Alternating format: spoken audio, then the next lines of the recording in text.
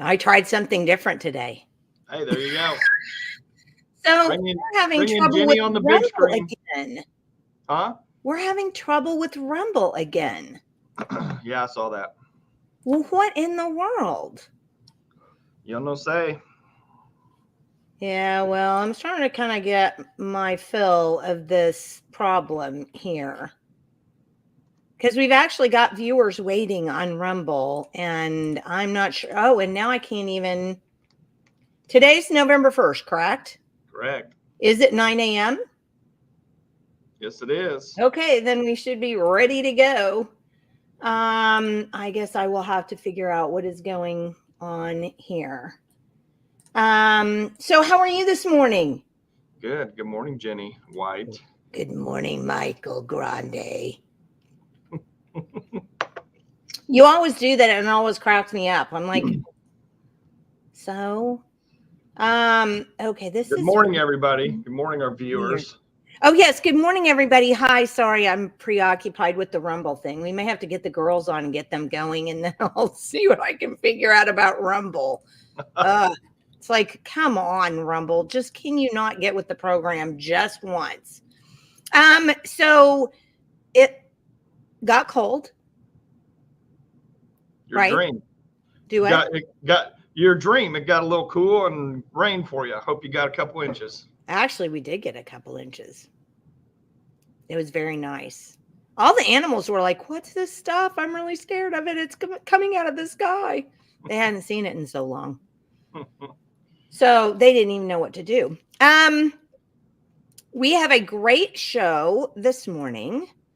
And we are going to have Wendi Montgomery Dial and Amber Evans on this morning to talk about the election on Tuesday.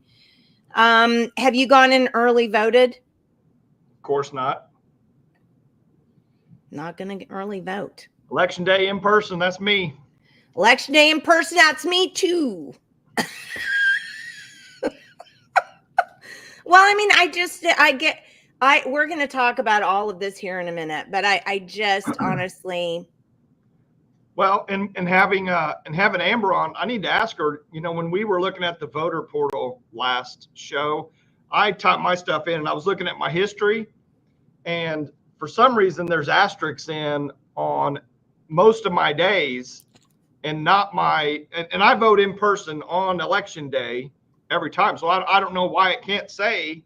I mean, some of them do say in person, but half of them or more say that, there's just asterisks on there. So I need to ask Me too. Remember I said that during our last podcast on Wednesday. I was like, how come that's true? Because I vote in person. I did miss one election. It was some local town election that I completely forgot about. But outside of that, I'm at the polls. So let's bring in Amber. It's looking good. Oh, it's so funny. I'm here. So before we bring Wendi on, how come our voter history is jacked up? Me and Michael. Okay, so when you see 2 asterisks for the method of voting, that's because there was legislation passed a couple years ago that allows any local election, their voting method to be hidden in the voter portal. Well, so not the general, just any local is hit. Well, that's bogus. Yeah, they did that. I may not say it perfectly right, but someone in a smaller county, in a small precinct, basically got harassed because they figured out how they voted based on how many votes came in, and they lobbied a legislature. It started working. Oh, Rumble did. Yeah. I'm sorry, Amber. So you it's heard okay. yourself twice. Yeah, the legislature passed it because supposedly a citizen lobbied because they had been harassed because someone figured out how they had voted. That's so. And I think it's BS because the way the laws are written and how certain things are announced and what we can see, I can figure out how somebody voted if it was that tiny of a precinct. Yeah. Well, I think it's a ludicrous, Well, but I even have. Oh, well, maybe that's true. Okay, I guess that makes sense then. But mine are little lines. They're not even asterisks. They're just little ... like dashes. Well, that doesn't make sense to me. Well, I'm going to show you when we're done because this is very weird. Yeah, it's supposed to be asterisks. Yeah, no, Two that's of them, not. I think. Yeah, no, we'll look at it. So let's bring on Wendi this morning because Wendy's waiting, and we might as well all get on here so that it can be 3-1. Yay. Right. Our token guy. Poor Michael. Hi, everybody.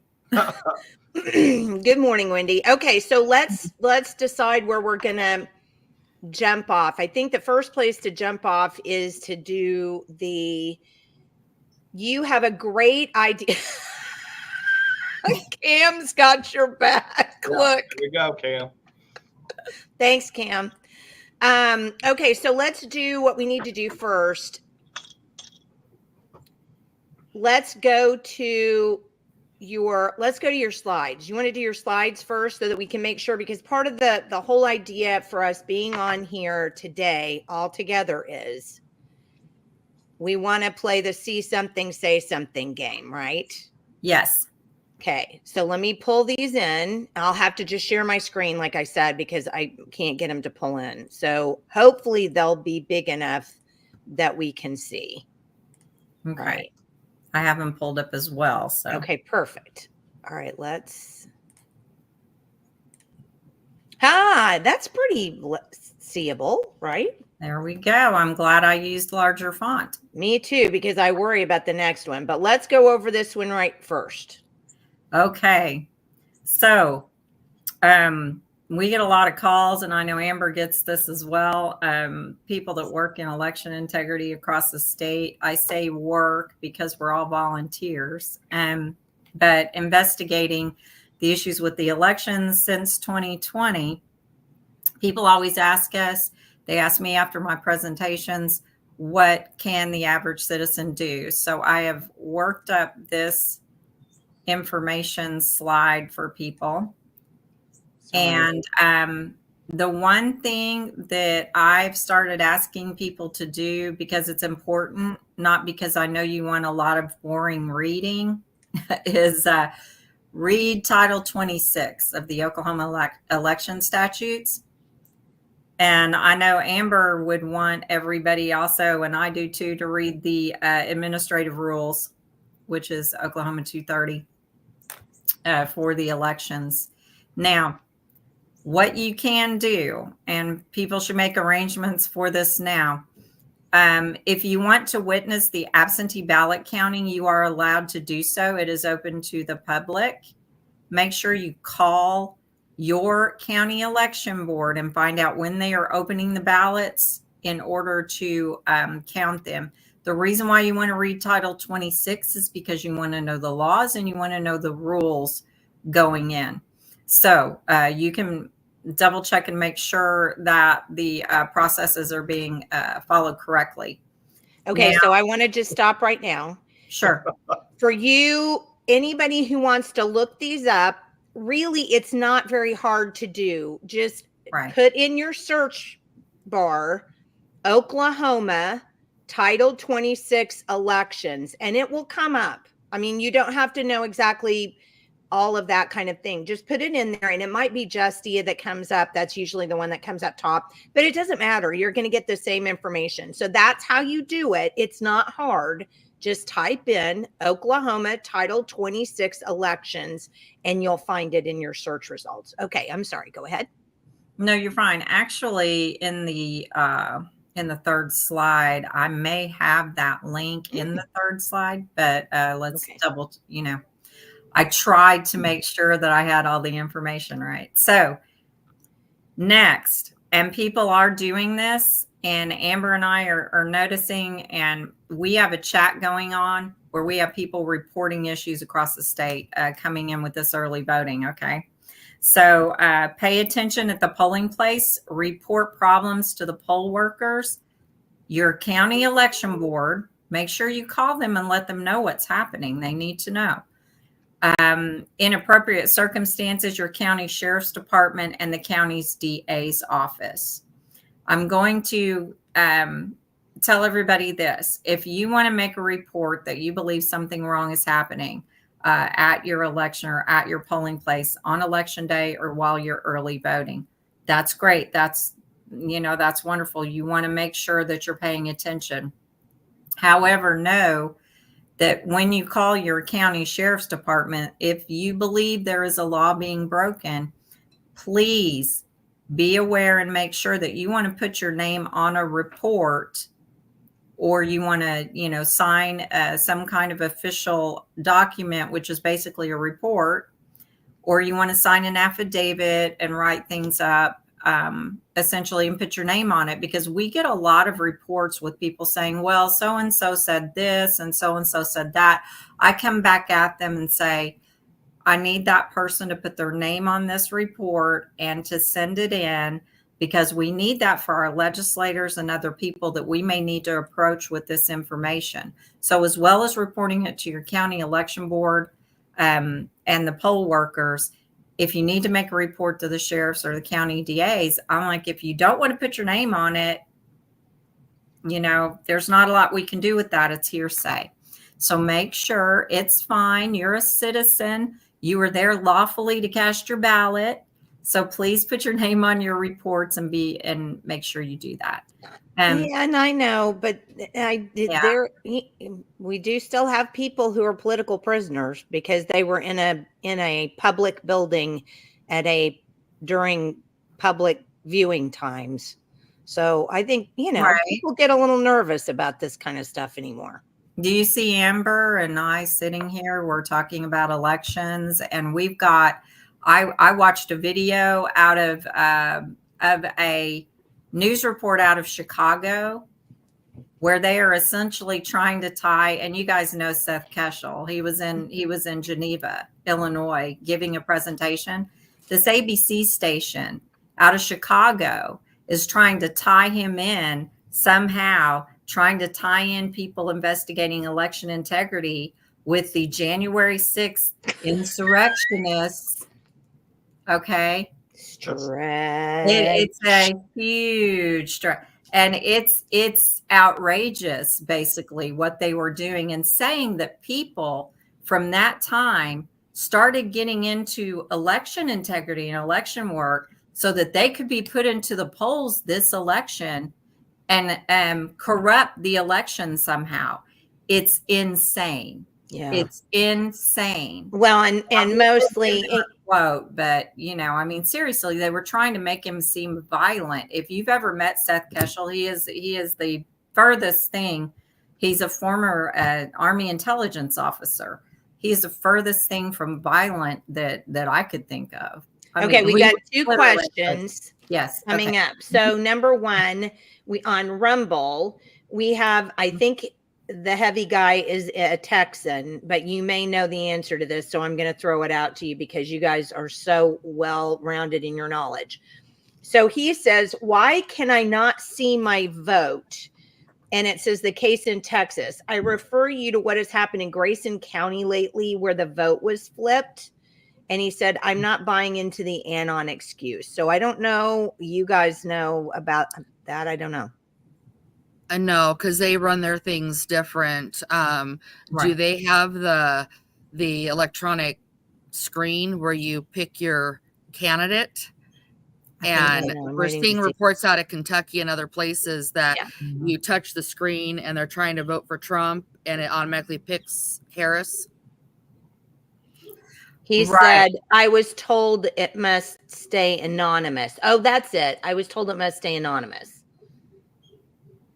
Yeah, we don't, nobody vote- has the information on who voted for who other than the Yeah. individual and if they share that personally with someone. Right. Yeah. Well, so I'm not sure. Hey, we have this great comment on here. Are you ready for this? Read it and weep, Lisette. Liberal tears. Bye-bye. Liberal tears. Bye, Felicia. Are you guys Okay. familiar with let me see, that sounds like Monty Python, the Holy Grail, none shall pass. None shall pass. Like, whatever. Knock yourself That's a great out. movie. So Stephanie says, have you seen any issues in Oklahoma so far? A few minor issues right now at the polls. Do you want to talk about a couple of them? We found out the first day of early voting, there were a few people that were allowed to vote at the early voting center in Edmond. They have it set up at Mitch Park. That they were able to vote without showing any ID, but that was corrected later on. So that was corrected later on in the day. Early absentee voting, and they call it absentee in-person voting for early voting. And Amber can speak to this better than I can as far as the green affidavit you fill out. But there were a couple of people, when you walk into the polls, even if you do that, I think they look up your voter registration online on a computer that by statute is supposed to be hooked up to the internet. So I'm going to let her take that story from here because she knows more about this particular issue than I do. So when you go early in person, it is called absentee in-person voting. And that means that you are not voting on the day of the actual election. So the green affidavit is basically in place for that outer envelope or with the notary stamp that you would have if you were submitting any other type of absentee ballot. In administrative rules, it does state that early in-person voting, one of the ways they can verify voters are registered in the county is that they can have, I'm not saying it verbatim, but that they can have a system, which would be like a laptop connected to the internet to access Mesa to verify voter rolls. So far, that's the only thing we've ever found. It's not in law. It's in the administrative rules that, yes, that we do potentially across the state have a moment in time for a few days that an internet is connected to voter rolls to look them up at early in-person locations. Right. So what happened is, though, when you walk into a polling place, and it doesn't matter if you're early in person or on election day, you're supposed to state your name and present a form of ID. And in Oklahoma, that's either your voter registration card or your driver's license or another government issued ID. So it's either or, it is not both.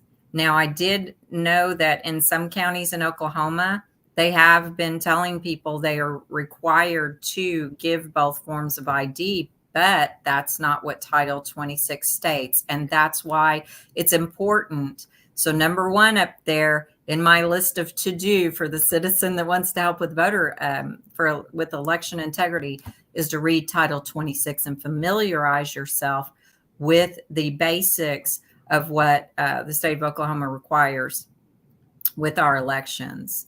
But that situation at the MAC was actually solved later on in the day. It's only a few people that didn't have to show their ID, and it was rectified.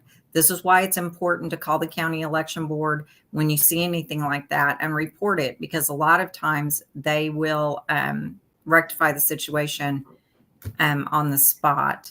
But Well, I think too, it's important just to question. I mean, you don't have to be a jerk. I mean, nobody ever has to be a jerk. But if something is happening at your polling place, even before you do anything, question first, right? Just say, hey, how come I'm getting this green thing? Right. Or, and I want to stress that because, I mean, they may have a perfectly good reason, or they might be able to explain it to you, but then if they don't, then escalate it, right? But don't you kind of agree, start at the polling place where you are?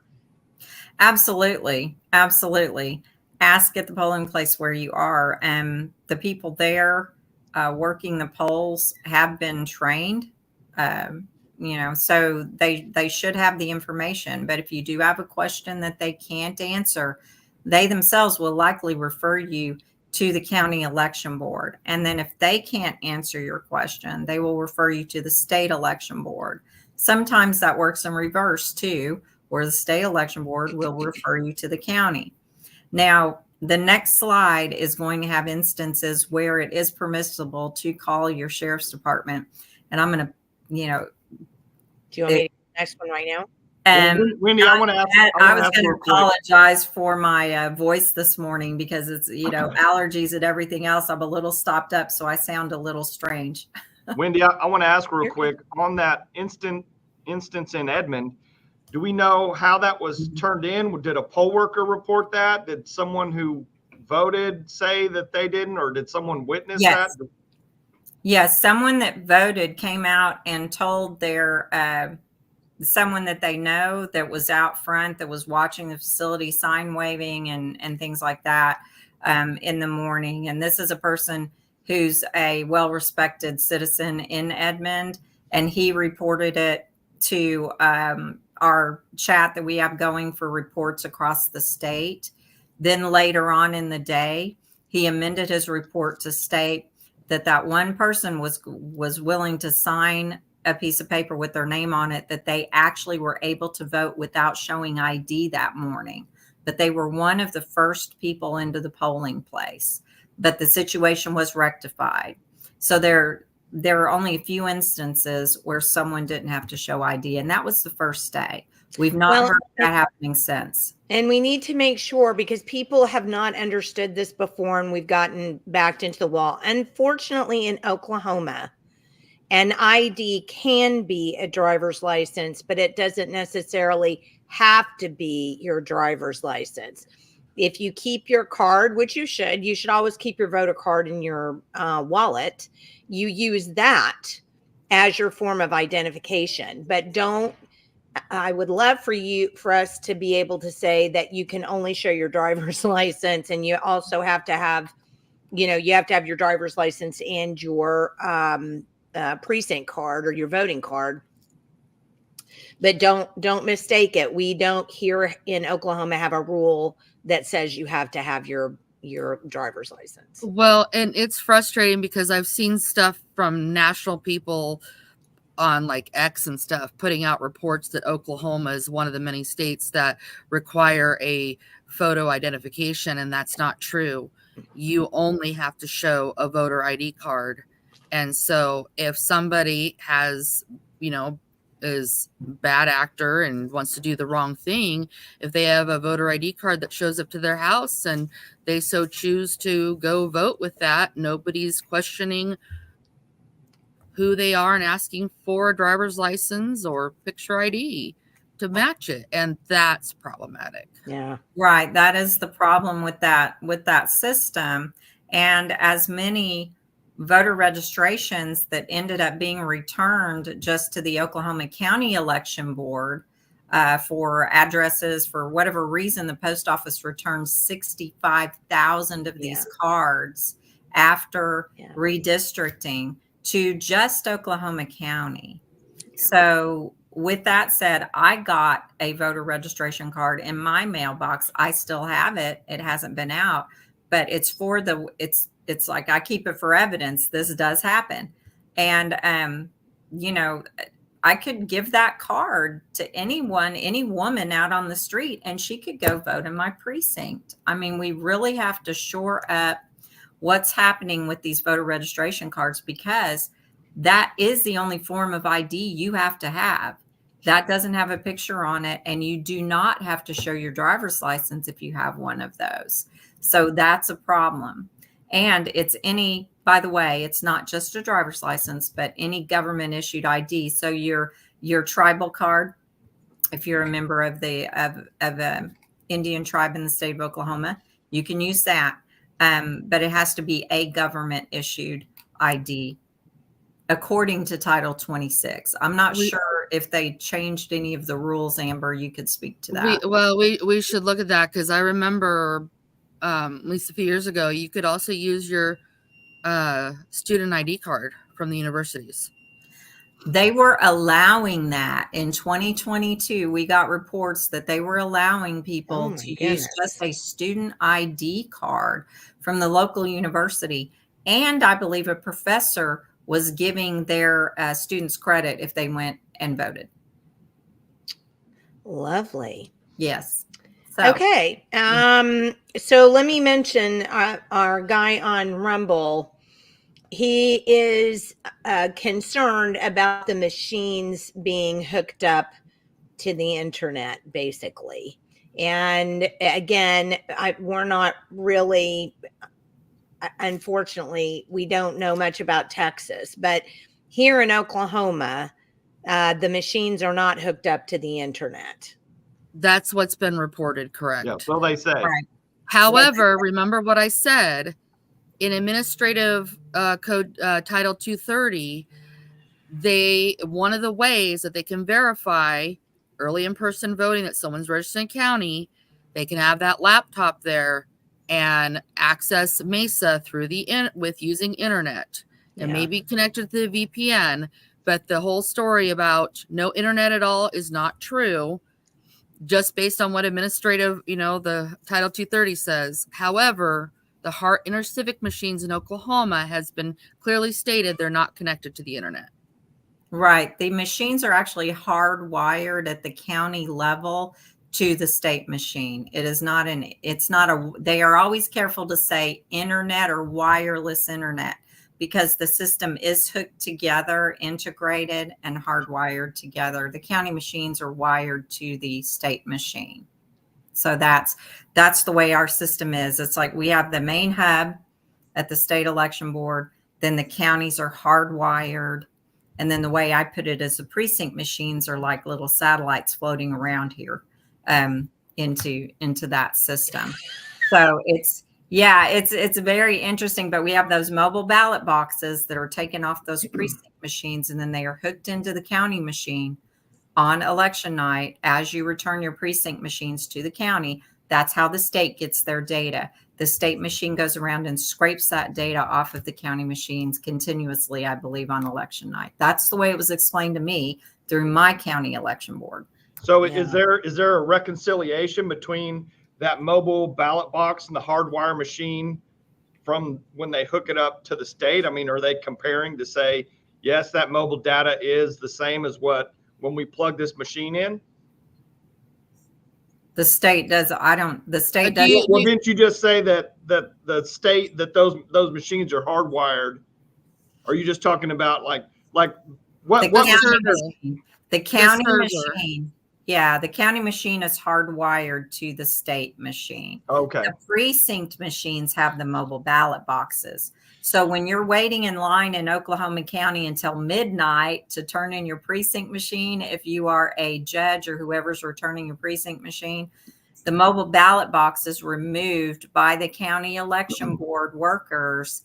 They take that mobile ballot box out of that precinct, that little precinct scanner machine, and then they put it into the county computer that is then hardwired to the state machine.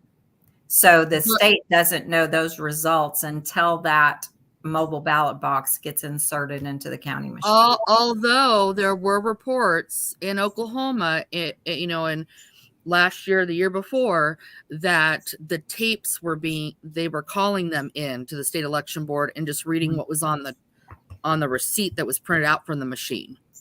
Right. Your precincts, yes, your precincts tape the final results, I think, in a paper form on the precinct door.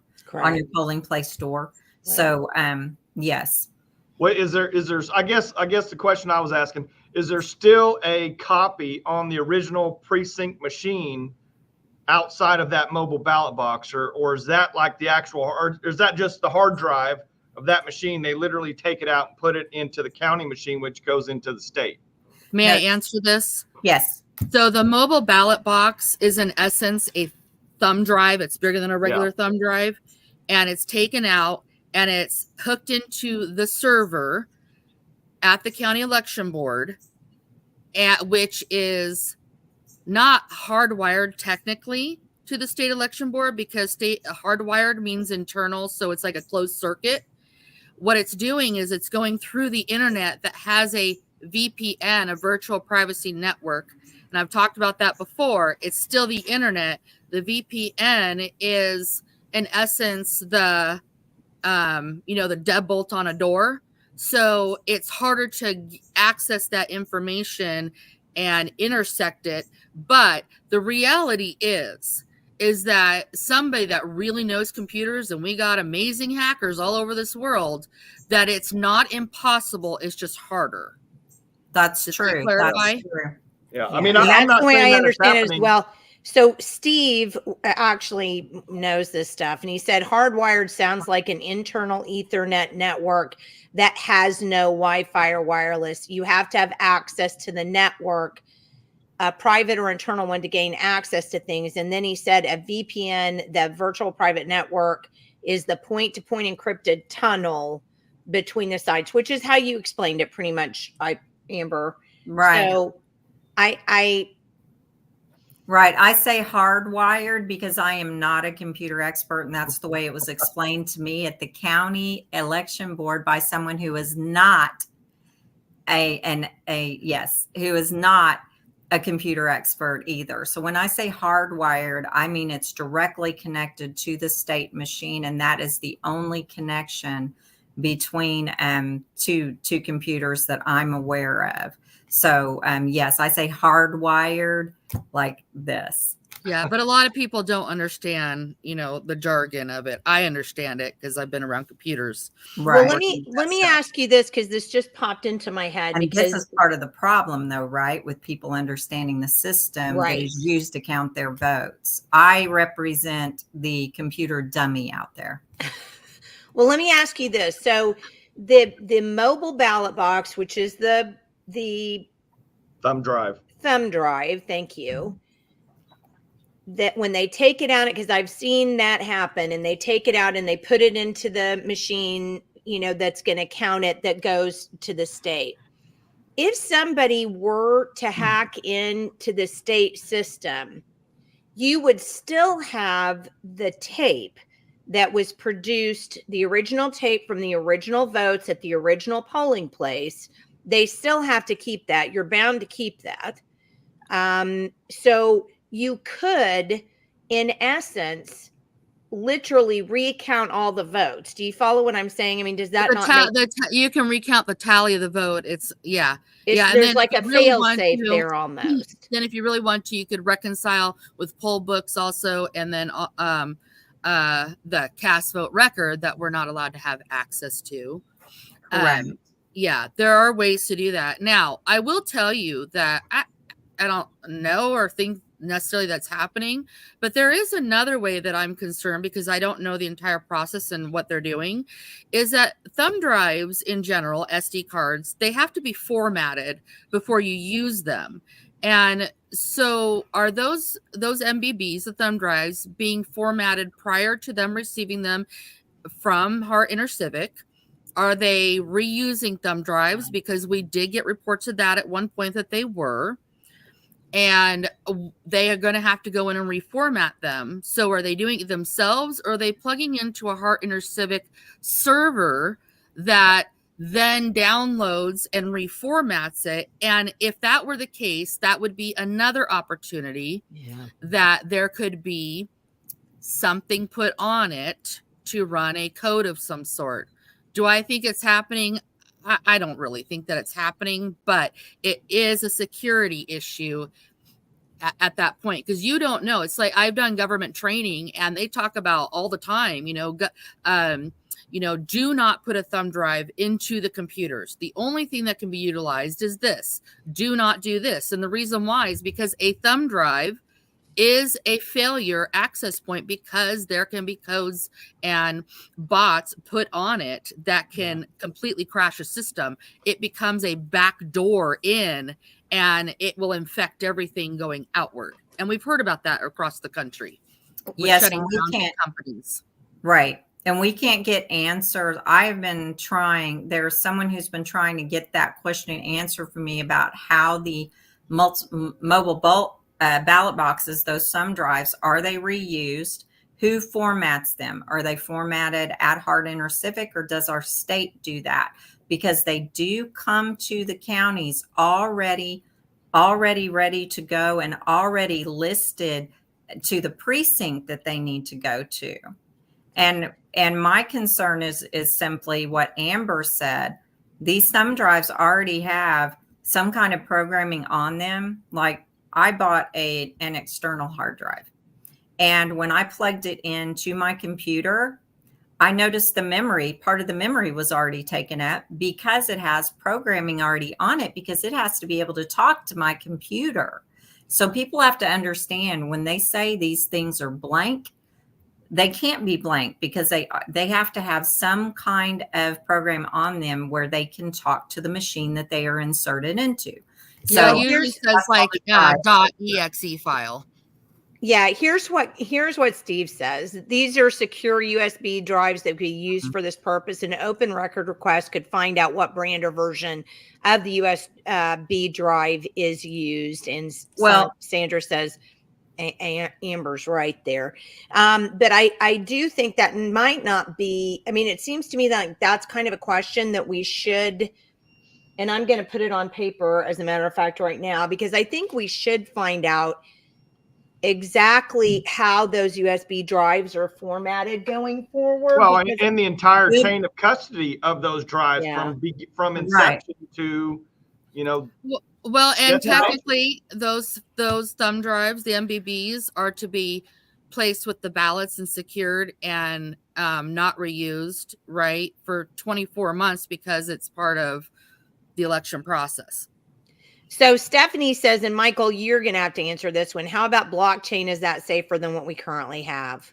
No, I mean, it's just like anything that's electronic. It depends on the code. It depends on who controls it. Yeah, they could have an open ledger, but just like anything, it's going to be one of these huge companies that creates that blockchain that you're going to use. And I'm a big blockchain guy. And in my opinion, yes, it could, in the best of scenarios, work, but ultimately it's electronic. Could it be controlled? Sure.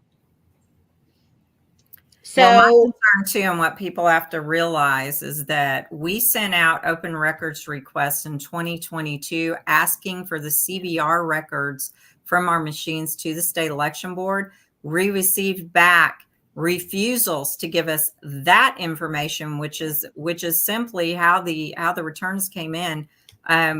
It's I believe in Texas they're allowed to have that information, but we were denied that most simple of explanation under the auspices that somehow this would be a security risk to our system. So we don't always get information from these open records requests. It's not that people haven't thought to turn them in, because they have, but we've had some, denials on a lot of the information, especially regarding the machines. So, well, the cast vote record in particular, that was, they stated Title 51, and that what was being asked for by citizens was proprietary data that could, in essence, affect the outcome of election or interfere. That is not what the intention was in asking for. They were asking for the receipts produced by the Hart InterCivic machine called the cast vote record. And it's nothing different than, it looks different, but it's nothing different than them taping up the tally of the vote to the window for all to see. It doesn't give anybody's PII on it. All it shows is one ballot was cast this way, not connected to a voter. Well, And but it you should know, have a Amber, timestamp on it. I'm going to say that this is the kind of thing that makes people frustrated, nervous, and concerned, because, you know, we've still got the heavy guy over here on Rumble, and he's still very concerned about at any point, you know, that in that system there being a hack. And he, just like we all believe in paper ballots and that we should go back to those. And we all believe in this crowd, we all believe that we should go back to voting on one day as is constitutionally proper. Yeah. One day, not early voting, not early absentee voting unless you're shut in or unless you're overseas and you meet those things. You should be voting on one day, period. That Better with election paper day, ballot. yes. And the Fifth Circuit Court, federal court for Louisiana, Mississippi, and Texas just issued a ruling that mentions that federal election day that's listed in the Constitution when they issued an opinion that Louisiana, Mississippi, and Texas cannot accept ballots after election day to be counted. So if your absentee ballot in those states comes back a day after the election, it won't be counted. Yeah. So, but they specifically mention that federal Constitution election day. But so that's the when very I read that, I thought that meant that was going to be really good case law for anybody else who wanted to come behind and say, nope, we're moving it back to the one. You only get the one day. You and I think alike, Jenny, because that's exactly I'm what gonna say. I thought. That's case law. I hate case law, but I'm sure willing to use it right now. That's right. There well, you go. It's constitutionally based. So if you have a constitutionally based decision, why wouldn't you use it? It's the Constitution, which is the superior law of the land, actually starting to be reinstituted in the district courts. It's very heartening to see that. I know it'll be appealed to probably to the Supreme Court of the United States. So we'll see what they have to say. But yes, it's very, I like seeing those types of decisions that are based directly in the Constitution. So they are starting to use it. I do too, because, you know, I get that I get that there are some things in the Constitution that at this point in time, you kind of have to read what the founders say and project what you believe that they were, you know, coming up. I can get that. But there are certain things in the Constitution that just say what they say and mean what they mean. And election day is it a day until we change it, until it becomes like a woman and we have different definitions for a day. We only have one 24-hour period and that's it. So, you know, we've got to go back to that. That's just, I mean, crap. Follow the exactly, until they change the definition of a day. Exactly, right? So, I agree, Jenny. I'm a strict constitutionalist, by the way. So, yes, if it says what it says, it says what it says, and that's what it says. And it means what it says. Exactly. There's no ambiguity in the word day. So okay, so so we don't get off on a topic on the Constitution when people want to hear about the election. Okay, so you have okay, so if there's a problem at the polling place, you've already said to report it. We talked about report it to the poll workers first, and then, you know, there's your ladder of who to contact after that. Now, after the election, what are you saying about after the election? This is very important. After the election, keep an eye on your voter history and report any discrepancies to your local election board and document. Watch your voter history, go to the voter portal, and that link will be on the last slide. Keep an eye on your history. Make sure you're given credit for voting.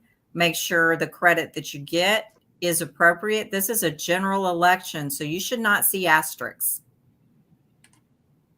You should not see asterisks. So with that said, it could take a while for them to credit your account. You know, for this election, there are a lot of people voting. But I think sometimes it can take up to 2 to 3 weeks, but sometimes it's a lot faster than that. Check your older voting history. I did have someone get into their older voting history, and somehow they were given credit for voting absentee in an election where they know they voted in person. They never vote absentee. So they called up the election board and reported it and said, my voter history is not correct here. But she was also not given a remedy for that or told what's going to happen. What they said, she reports directly. What they I'm said sorry. was, This how is did so. you find that out, or how did you see that, or how, you know, I mean, she got really suspicious. She was like, "What's going on? I'm telling you, my voter history is wrong. What are you going to do about it?" You know, it was an interesting conversation. I have her video testimony. Well, and I think we should use that too, because I do. It's like I said, you know, when I was on the county election board, I'm not sure. I'm not going to assign deliberation to these things that are happening at that. I'm not going to do that. But what I am going to do is I'm going to say that this is the kind of just governmental crap that we see over and over again. Well, you know, we've done it like this all along. You know, we just did it. Well, and I don't have a remedy for you, but you know, hey, I'm so glad you reported it. That's the problem that we have with government. There are never any solutions to the problems that they pose. Well, I mean, you know, how many people? Yeah, like I got the 2 absentee ballots for the same election sent to me last December. You know, I know the reasoning the state election board gave the county election board secretary that sent to me. We found out I wasn't the only one. There were a total of 3 of us that got 2 absentee ballots, and they said it was a computer error. And that, to me, that's unacceptable. No, there should have been no opportunity. Right. But I'm going to try to show this. Can anybody see this, first of all? Oh, is it? Hold dark? on. Wait, hold on. There. I can fix this. Give me 1 second. Okay, there. Yeah. Now, I can make it even better. Give me 1 more second. Okay. Hold on. I know it's hard because I'm outside and I have a glare. That's okay. I'm going to fix it. We'll work it. There There we go. Okay. Do you guys see that? Yes. So this is mine. So this is just some of my voter history. Mm-hmm. And when we're talking about watching it, it will say either early in person, election day. Election day. Yeah, I can't see it real well. And then you see all those asterisks. Yeah. All the ones with asterisks in the voter portal, those are your local elections that the legislature chose to vote and hide the method of your each person's vote. So that's what you want to be looking at, is the election day and the early in person or absentee, if that's the way you did it. And make sure that it is being counted the way that you know it was voted. And if it wasn't, make sure to report. Okay.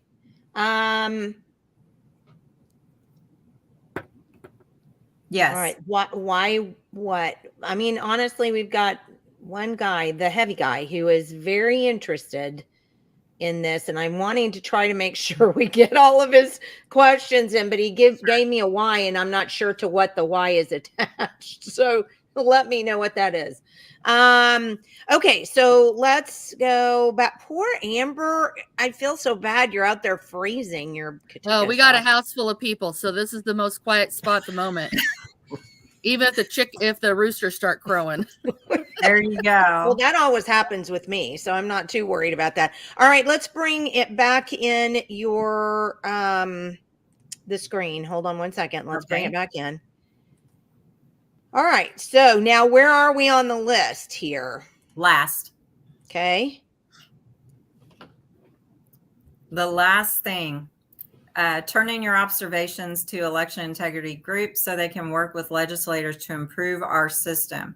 This is what people need to understand. People that have been researching election integrity all this time want to improve the system and make sure that our elections are free, fair, and transparent. And we must have citizen involvement in order to do that.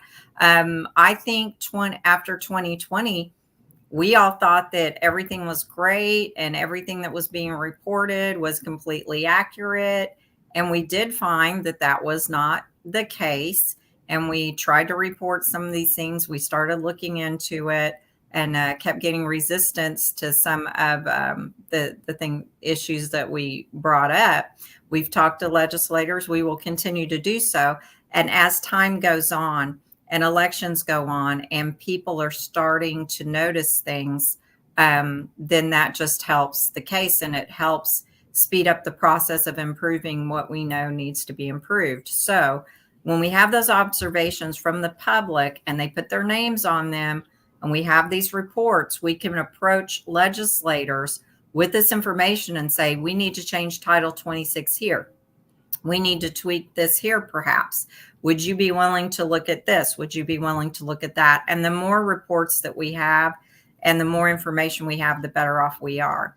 And I would like to say, just with the wireless system, with the voter roll access, people have to understand that even before 2020, there was a 2018, I think it was the Select Senate Committee on Intelligence.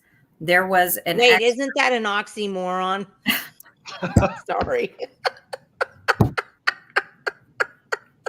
I'm sorry. I couldn't help it. Myself, go ahead. So there is a report out of 2018 from the Select Senate Intelligence Committee from an expert, a computer expert, that testified in that session that our voter rolls being on computers all across the country, they are subject, and he did not say they might be. He did not say they could be. He said they are subject to malicious alteration. We have to understand that when we have any type of computerized system that's hooked up to any sort of system, that we're going to have these problems. So, I'm the mean person that wants to take the voter rolls off of electronic devices and make people hand write them again in the counties. But I also would like to just do away with them, because we did not used to have voter rolls. Show your driver's license at the poll. There's a way that we can do that and allow people to vote that are old enough, that live in the district. That there are ways, and we could work out ways to have this and actually get rid of our voter rolls eventually. That's my hope with everything that we've looked at. Amber, looking at the voter rolls as long as she has, she's probably got an even better idea than what I have. All right, well, let me do this, because what I want to make sure, because we're almost in an hour, and I totally want to make sure that we have a place for people to contact you and Amber, because it's just like you said a minute ago, there's government and then there's the actual government, which is us, right? Right. And people forget this. And so what we really need to do is make sure that we know how to get in touch with you guys to report, whatever is goofy, because in us reporting that to you guys, there's one centrally located area where you can collect the information, which then becomes evidence for anything else, correct? Yes, yes, actually, yes. And I do recommend that people notify their legislators as well. Amber is suggesting, you contact your county commissioners. Our lawmakers need to know what's going on. Our elected officials need to know what's going on. They need these reports as well. So basically, make sure you notify everyone. I think you should also notify the news station, possibly too, if it's egregious enough. That's how the district attorney caught wind of what had happened in our county in August. Oh, yes, with the sheriff's race, right? With the primary. Which we're going to talk about on Monday, by the way. Or next Wednesday. Sorry, the day after the election. We're going to talk about that. So let's go over that list again. So if they see something, then they need to contact, they need to talk about it at the polls. They need to ask their poll worker about it. Then they need to talk to their county election board. Correct. Then they need to talk to the state election board. If they are referred there, yes. Correct. Then they also need to make sure that their senator and their representative, the ones in Oklahoma, not the ones in DC, the ones in Oklahoma, know that they've had a problem, correct? Correct. Okay, now do you have someplace set up where people can go and report these so you can pick them up? Actually, I'm giving out my email address. So people can actually email the information to me, sign their, put their name on their email at the bottom. Okay. And basically just state that they would be willing to fill out an affidavit, have it notarized or whatever, if necessary. Right now, we're collecting the reports. If you go back to the other slide, okay, we can go over really quickly the situations. I'm trying to do it on there. Be able to contact their sheriff. You want to go back to this slide? Yes. Okay. So small, okay. But let's see if we can see it. But I can read it. Okay. So what you want to do, and I can actually pull it up on my own computer. So here are the instances where you would want to contact your county sheriff and see if a report is necessary, and your sheriff's department should have this information, already know this. But you want to report, for instance, if you are told you already voted. If you are told you already voted, that could potentially, and I'm not saying it is because I'm not an attorney, but it could potentially be considered identity theft. Someone has voted in your name and it wasn't you. Okay, so that's an issue. If you witness any illegal activity at the polling place, and that would be, by the way, why you need to read Title 26 so you know what that activity would be. If you're unable to cast your ballot, but you are a qualified elector, you're not able to cast your ballot, call your sheriff's department. Do not dial 911. By the way, this list that we have here is the list of all of the office numbers for the sheriff's departments across Oklahoma. Okay, so call the non-emergency number. It is listed here.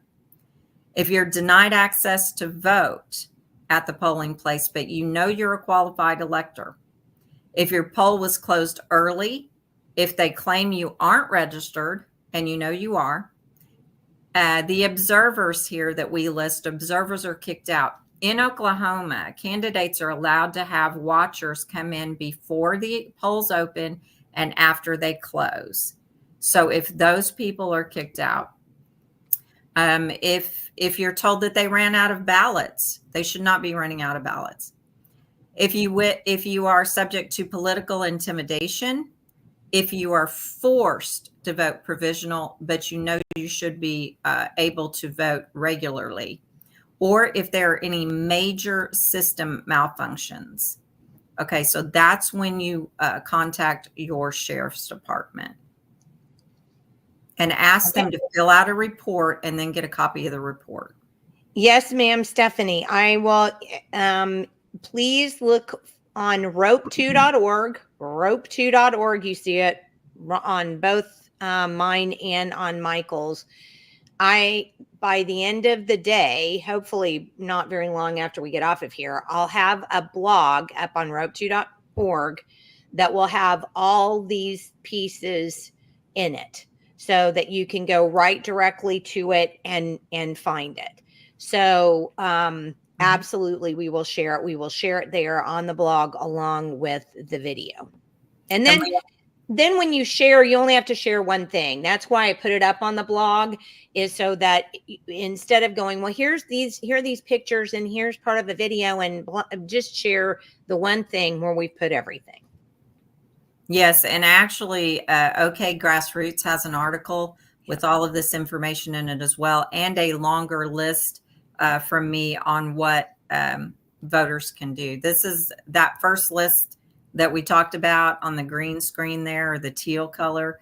That was that's actually a very shortened and abbreviated version of what's on that longer document, and it's in that information. It's on okgrassroots.com in an article.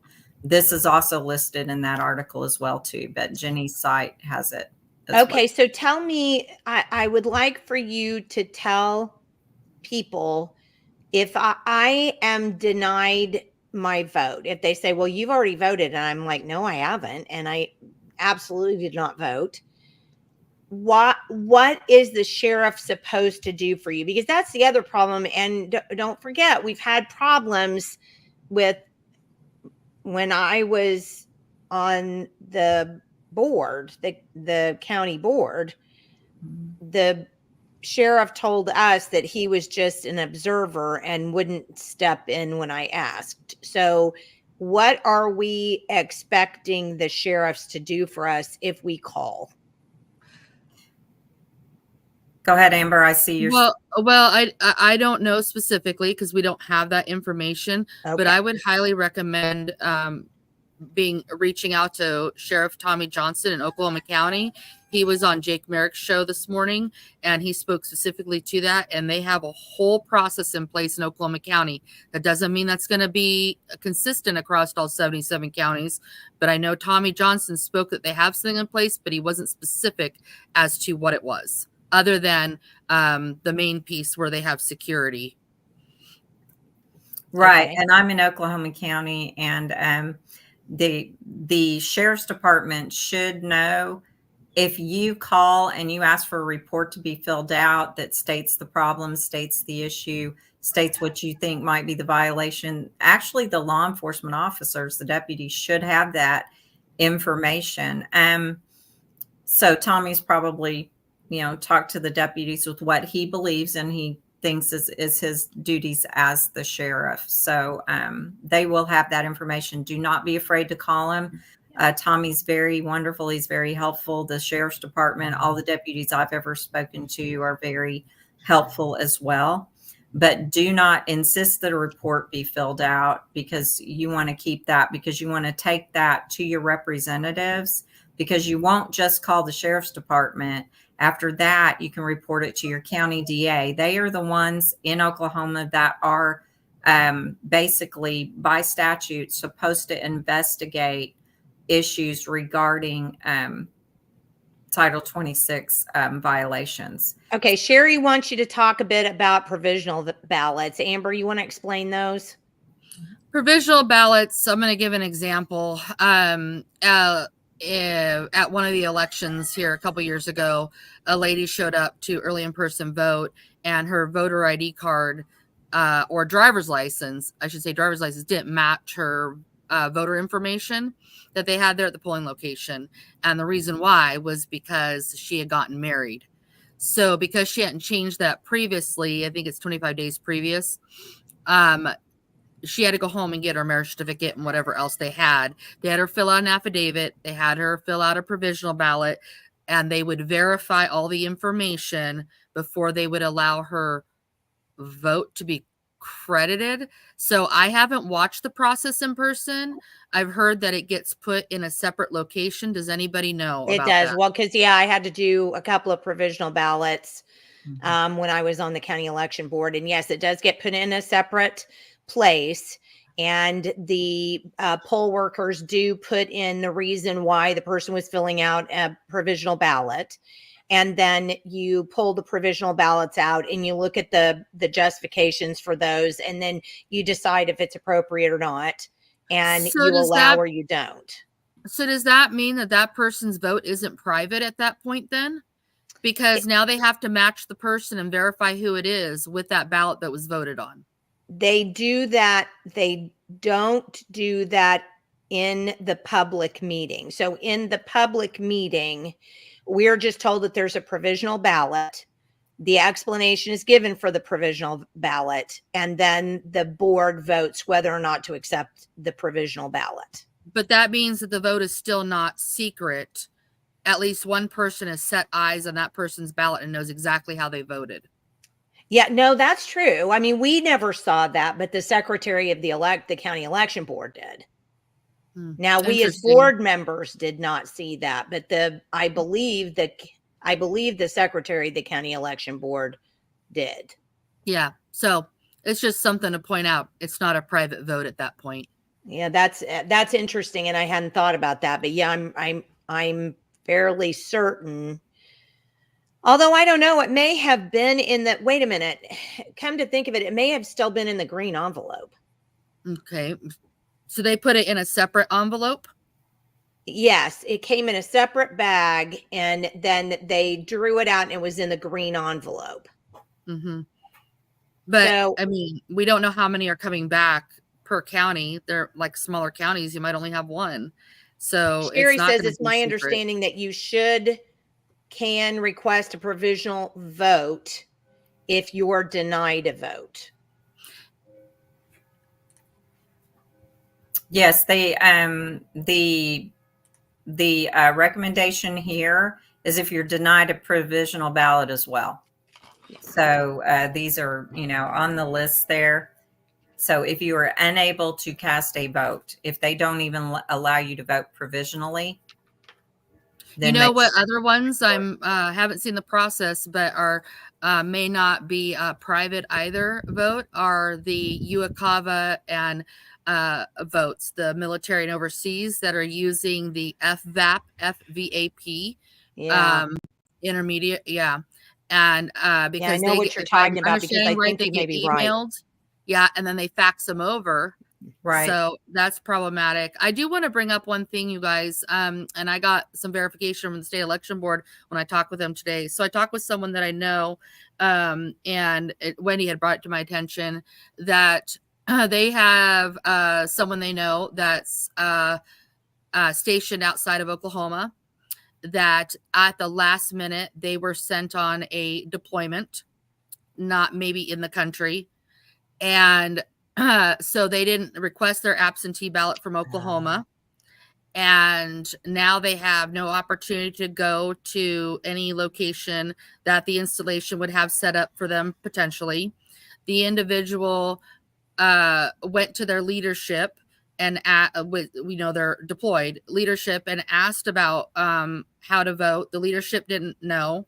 The individual stateside called the FVAP and called their county election board requesting what the process would be, and neither of them would know. So I called the state election board and spoke with them, and they were aware of it. Not that particular one, but they were aware of the situation being an issue because they had recently spoke about it in a meeting the previous week. Although they said, I'm paraphrasing, that their hands are tied because of what the laws of Oklahoma are. And that also was said that they were aware of this a few years ago.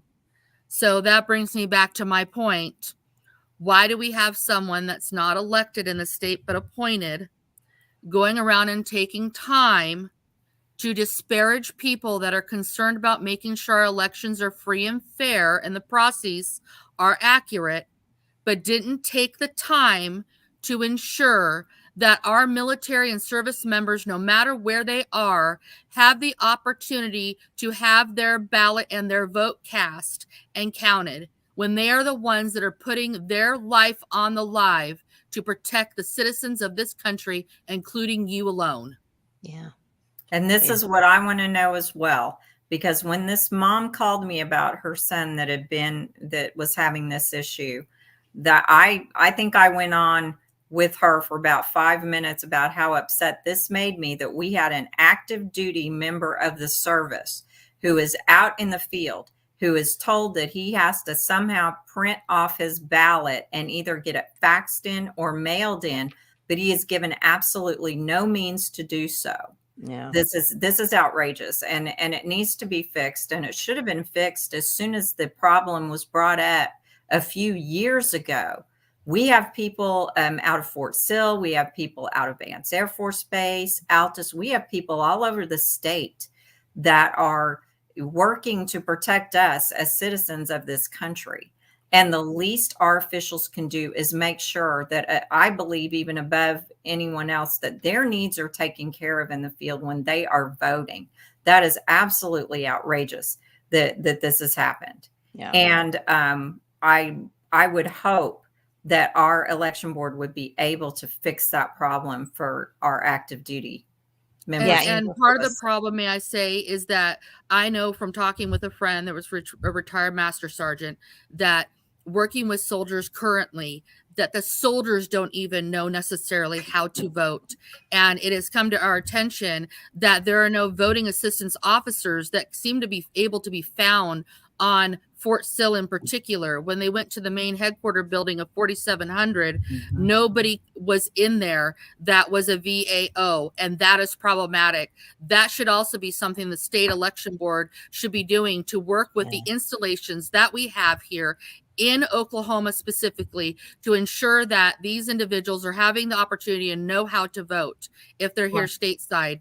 And I mean, they take, I'm going to give the example, Fort Sill should only have one precinct assigned to it, but because they want to take the number of people that are on the census at one given time so they can get appropriate funding for Lawton, they now have 2 precincts associated with Fort Sill. So Oklahoma is involved in the process. They want to make sure that they're giving monies to our city and our counties that are associated installations, but the state is not ensuring that those individuals have the opportunity to always know how to vote. There's so many processes. I know that I'm passionate about it, but that's because I'm a spouse of a service member that served 22 years in this Army. And he was also a voter assistance officer in the military. So we know that there is a process. And for some reason, that process is being circumvented and not afforded the right to our military. Yes. And that is completely outrageous. I mean, they should have at least multiple voter assistance officers for an installation that large for people to be able to call them and get the information and contact directly with the state election board to get these issues resolved. I cannot believe that has not been done. I just wanted to mention Patriot Mike B says, I believe provisional ballots are placed in a secret envelope that are placed in the provisional envelope that goes to the county board to have the reason for provision approved. And that sounds right to me. I'm pretty sure that's the way it was because we only did a couple of them in the short amount of time I was there before I got fired. So I don't, but that's the way, I mean, I'm just looking at it in my mind's eye and trying to remember it. And yes, it was in a pouch where nobody could see it. And, you know, when it was pulled out, it was also in an envelope. So I don't believe that there was any way that vote was public under any set of circumstances. But it's, I mean, it's right to check on these things. It's absolutely and find the answer to it. Absolutely. Absolutely. So there's, I mean, absolutely. Okay, guys. So is there anything else that we need to go over? I actually have good news, I guess, for the red state of Oklahoma. I was looking over the numbers of people who've been out to early vote, early and absentee. So if you are a member of the GOP, this is good news for you. In 2016, the DNC happened to take over the GOP, overtake them in absentee and early voting. Yeah. They doubled their numbers. Then they doubled it again between 2016 and 2020. And it looks like with these early numbers already, the GOP has rolled all of that progress back. Their early voting is going 2-1 Republicans to Democrats. And then we do have a large number of independents as well. So I would just like to say that that for people who are members of the GOP, the early voting and the absentee voting looks like it's going very well. So that is good news for people that are members of that party. For everyone, though, getting out, making sure the process is done, we have to make sure we have more. If we are going to keep early voting, we need more polling places open so these lines are not so long. There were issues in Comanche County with the heat that were remedied. Amber can talk about that. They were remedied the next day. But still, I think another outrage was I'm sitting here going, what is this deputy? He missed his calling to work for FEMA, apparently, out in North Carolina, because he's not allowing Amber and Terry to pass water out to people that are waiting in Comanche County on the first day of early voting when it was so hot. There was no water, no bathroom facilities. And Amber and Terry go out to buy people water, and they were not allowed to hand it out, but they were told that they'd already done it. So may I clarify that here before we jump off? Please do. Is that we didn't get a report until about 4 or so o'clock that there was some injuries occurring.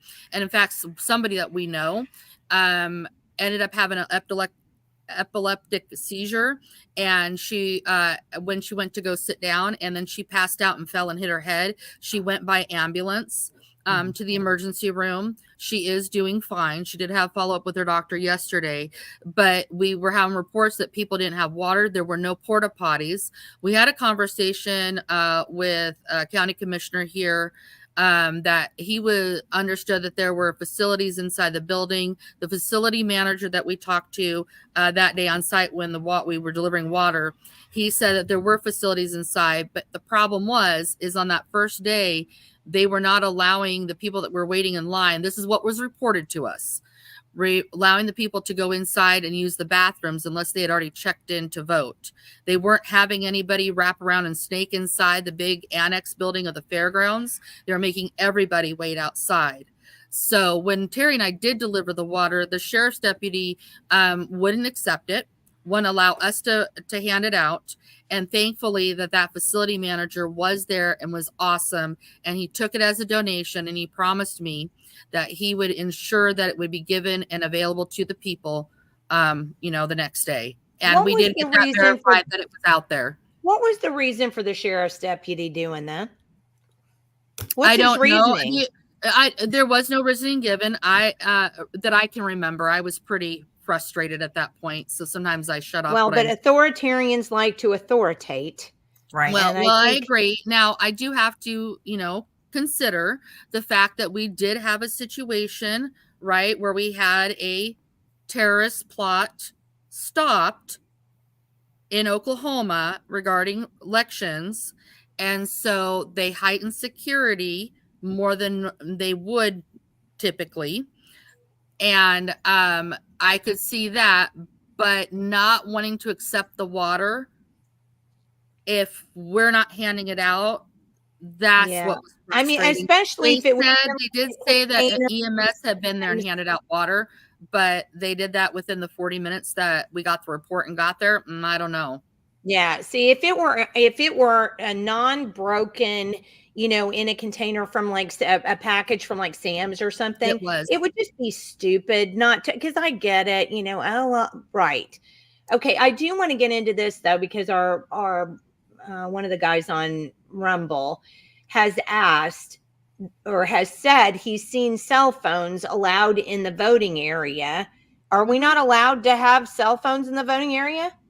No, we can. There's no law against it. Yeah. So I thought that was, but he's saying that it opens up a can of worms to have cell phones allowed in the voting area. Well, I mean, it potentially could. I mean, you could probably list a whole bunch of things. We've been told the machines themselves, the Hartner Civic voting tallies, the tabulators are not connected to the internet, so you shouldn't have to worry there.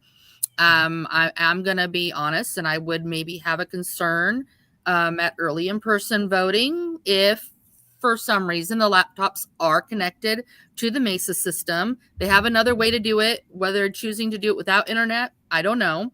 Yeah.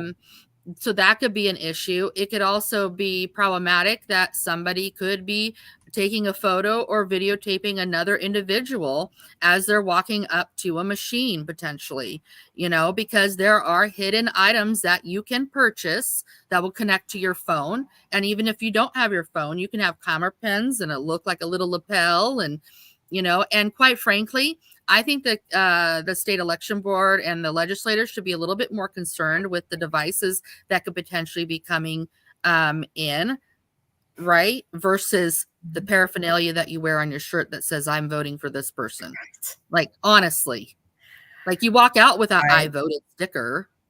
So I'm just saying, and I can literally walk through there and say, hey, I voted for Trump. Well, I like what Stephanie said about she takes a picture of her ballot.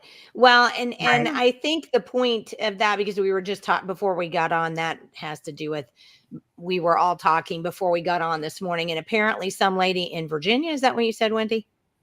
I'm not sure where she's located. It was on social media. So. Okay, well, she wore a Trump shirt in? She wore like a shirt with a campaign, something on her shirt. And she took offense that they were not going to let her in the polling place, apparently, with that on. And so the reports are through social media that she took her shirt off and she voted in her bra. Well, I mean, whatever you have to do for liberty. But the point, I would do it. Just saying. Just saying. And Michael was the one that was supposed to keep us, in check, and he had to get off. So, I mean, now all bets are off. Yes, I think so. Mr. Heavy Guy says we're overlooking that it receives and transmits and is listening to everything. And like you said, Amber, the fact. And then, of course, Steve says electioneering has always been not allowed within a certain distance of the polling locations. And then Renee says, can confirm, have seen the pictures of her bra. Not me, that other lady. Yeah. Well, you said you do it. So that was the conclusion.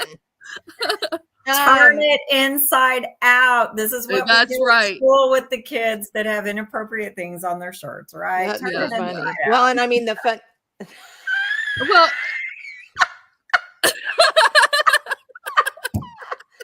Steve, that's a good one. I give you 5 stars for that one. Well, the thing is that individual that said that is correct. I mean, I can remember because my husband was in the Army for 3 years before we married. But when we married in '98, I mean, cell phones were just starting to become, available, and they didn't quite have necessarily photos capabilities on any or most, or maybe one, who knows. Right. But when they did have the capabilities, we were at Fort Lewis at the time, and we weren't allowed to bring, they would tell us, you're not allowed to bring a phone with a camera. You can't take pictures. You can't take video on the installations. And over time, that all has changed. And so everything has gotten more loose, Yeah. Yeah. It's kind of like cell phones in schools. Yep. The kids are told they can't have them and they all take them out anyway. So the teachers are like, well, whatever, just do your work, then you can bring it out. Or well, and I will say this because I've had people tell me this, and like I have not heard what Stephanie said before. I take a picture of my ballot, which today you kind of can see a little bit of that. But the other thing that when we did our show on Wednesday, I recorded a little piece, and it's up on YouTube, and I'll put it around today. But you can take a sample ballot in to the polling place. And so instead of taking your phone, because Stephanie says from blood pressure highs to side splitting laughter. Great. Hey, you got to laugh too. You got to be serious and laugh.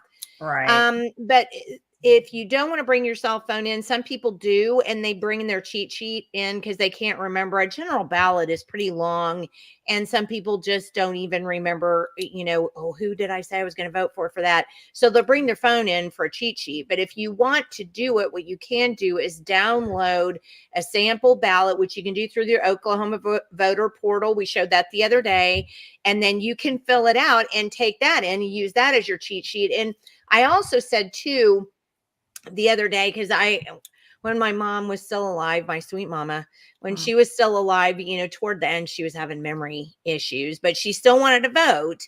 So what I would do was I would print out a sample ballot for her, her sample ballot. And then I would go over and we would sit down, we would talk about, who she wanted to vote for. And then she would take that with her to the polling place, because otherwise, if I would tell her, she'd just go, I'm not going to remember all of that, and then you kind of got stuck. So I think that's a really great way of being able to meet a couple of those needs without having to, take your cell phone in. So. Right. And I think what I suggest people do, I believe in my longer version here, I do suggest people take a picture of your ballot if you go in person to vote. And that is only so that later on, when you're checking your voter history, if you have an issue like the other woman I was talking about who was told she voted absentee, but she voted in person, right. You've got the proof right there. You took a picture of your ballot in the voting booth. Right. So why is your voter history messed up? I see Heavy Guy's point. It's we have allowed our state agencies to become so complacent. Right. And so much of this happens just because of complacency, and I'm not all that interested in doing this, or whatever the actual reasons are, and it just kind of, the accuracy, the attention to detail, it all kind of goes down the toilet as time goes on. But the good news is, again, we are our own government. We're the ones that should be taking the bull by the horns, the bull of government by the horns, as it were, and making it work for us. And that's it. We talked, just kind of quickly brushed over it when we started.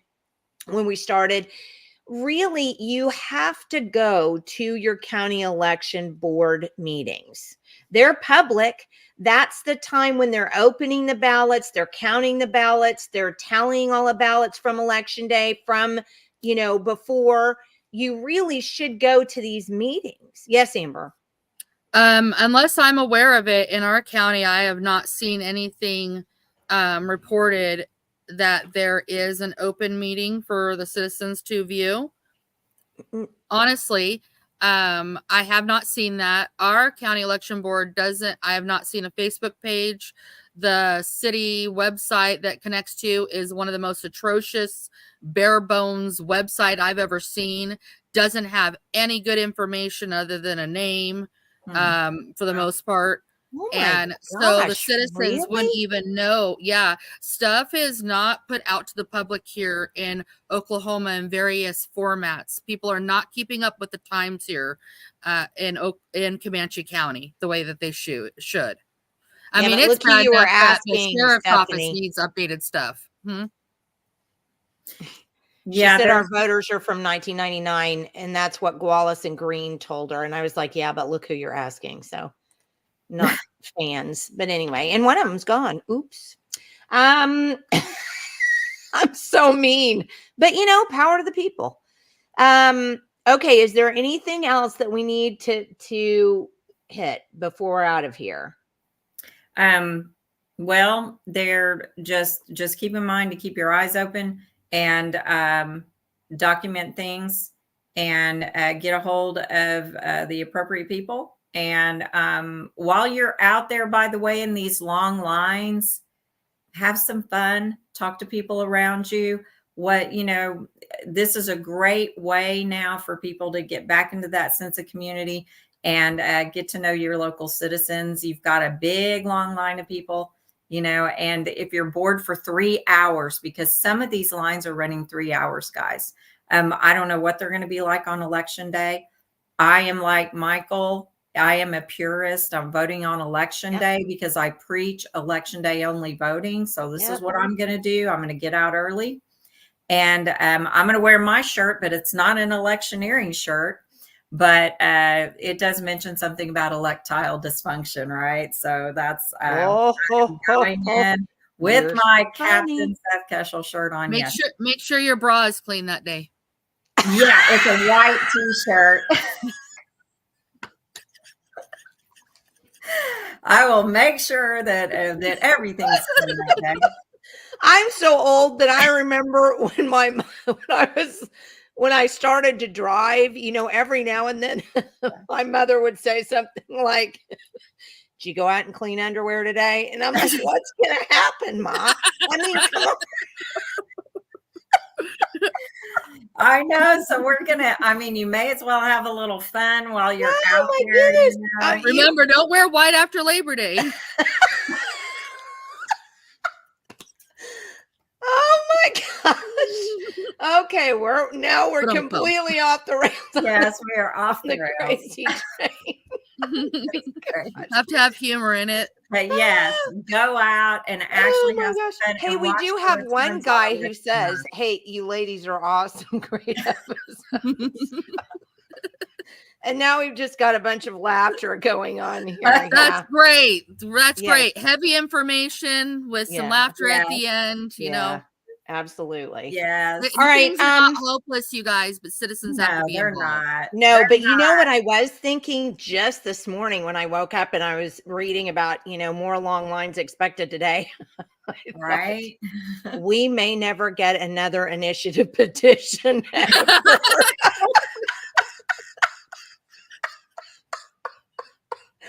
And I don't know. Like, people stop voting. We'll never get another initiative petition on the ballot.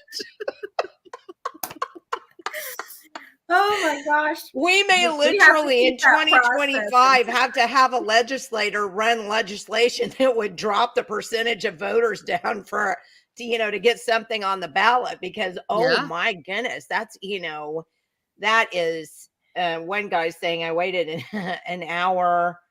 I get an hour at 10 a.m. or something. So yeah, I mean, Oh, it's yeah, just, you're lucky. yeah. That's short. Yeah, I That's just, short. and I honestly, I think it's an absolutely indicative of, and I think what we're going to end up seeing at the end, I just truly believe this, is an absolute denial of Marxism and authoritarianism. I really do, because I think people, hopefully, I think they overplayed COVID. They just went that one step beyond, and woke too many people up, and people were going, I'm done with this. I'm not playing your game. You can't make me do this stuff. So the only thing that I want to say, and I want to say it again, because I know you two ladies will agree with me, and there's power in numbers. So I'm going to get you to come into agreement with me here. And that is, just like what Michael said, and Michael and I said on Wednesday, Trump is not, he's not a savior. Voting for Trump isn't going to fix the problems that we have. Voting for Trump is going to get us going in a direction we need to move.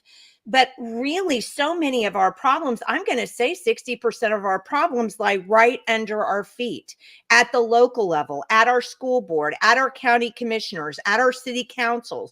Trump can't fix any of that. That's right. So if you're going to be in a line for 4.5 hours just so you can mark one little oval on your ballot and then go, done, everything's going to be good, you're going to be hit by the giant Mack truck that's reality as soon as you get about 6 months to a year down the road. So don't go into this thing going, well, I'm casting my vote for Trump and that's going to fix everything, because it's not. It's so far down the road, people.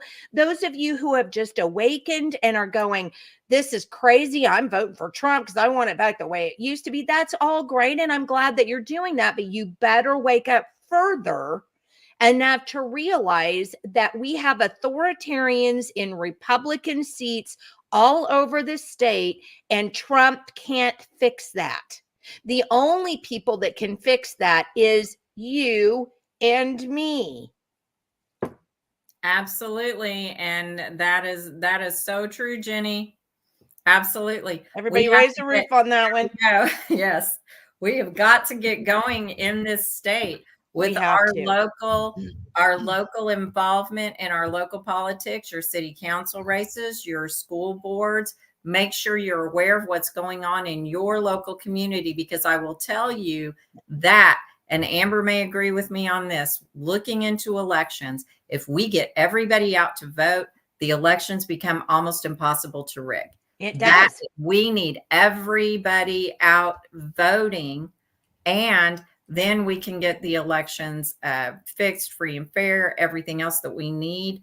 If enough people go out and vote, too big to rig. right? That's so right. that's too big And to risk. Stephanie says, because I keep forgetting, hit the like button, please. Yes, please hit the like button. We've got to get some. So here's the thing: if you don't get out locally and involved and voting for the local stuff, you become the dumpster fire Portland, Oregon is. There you go. I mean, what if? And funny, isn't that funny? Because we're called garbage. Right. Fascinating. That was great. I mean, what's better than your former president and potentially next president, driving around in a garbage truck, and all the get on social media, look at all the garbage can memes going around. Man, he trolled that. Oh, yeah. That was He great. is the troll king. Come on, I'm people. telling Give it up great. to him. No matter how you feel about him, he's the best. I read something this morning that said that of all of the things that Biden has opened his mouth and stuck his foot in about, that as close as we are to, election day on Tuesday, and what he said and the way he said it was probably the worst thing that ever could have happened for the Kamala campaign. Oh, yeah, because she's not really saying anything other than, ostracizing Christians. I don't know how Christians could be voting for her if they're true Christians. I honestly don't get that. You're at the wrong rally. Yep. That's wow. Yeah. I saw a cartoon the other day, and it was one of, I agree with you, Stephanie, no more dumpster fires. But we got to start, we got to get on the ground and get it going. But I saw a cartoon the other day that was a good one. And it was St. Peter, and he was sitting at his little, pedestal there as he's welcoming people into heaven. And Kamala goes up to, meet St. Peter, and he said, "You're at the wrong rally." Oh, no. And I went, well, yep, there you go. All right. Well, guys, I think that you guys are awesome. And everybody out there is going like this too. So, guys, I really appreciate everybody who's been on. I so appreciate everybody who has been on. But yeah, if you don't like, share, and we've had plenty of comments, so I'm not worried about that. But if you don't like and share what you're seeing, then we don't get any bigger. And as Michael and I have said over and over again, and so many of you have agreed with, we are the only people actually reporting Oklahoma news in Oklahoma. So if you really want to know what's going on, then you're going to tune in here. And we're only on 2 days, Wednesday and Friday mornings at 9 a.m. So, please share us. Oh, thank you for another great show. See you soon. And Cam says 100%. So yay. Very good. All right, guys. Have a very safe weekend. You as well. Watch keep aware. I'm just saying, it never hurts to be aware. So be aware everywhere you're going. And you will see Amber and Wendi and I at the polls on Tuesday. Yes. Also, no fear. I wrote a Substack on fear about Christians. How many times does the Bible say, do not fear? There's a lot of fear porn going on because of what happened here in Oklahoma, and they're spreading it out all across the country and actually internationally regarding that arrest that was made. I'm going to tell you right now, we all know overseas what people go through to be able to go to the polls to vote. We are Americans. We're the tough guys. Get out to the polls and vote, and don't let any piece of news keep you from your constitutional right to vote on election day. Amen. So, I'm all with you there. Yes. All right. We will see you again on Wednesday, the day after General Election Day. And Amber will be back on, and we will be talking about a race it's still Oklahoma County, right? Or was it Cleveland County? It was in the court in Cleveland County. Okay, Cleveland County. Okay, so we'll be talking about a race from the primaries in Cleveland County. So you'll want to check us out on that because we will also have the candidate on with us. So be sure to be there. And otherwise, go vote and go fight win. That's right. 555, All right, right? That's right. See you Wednesday. Bye-bye.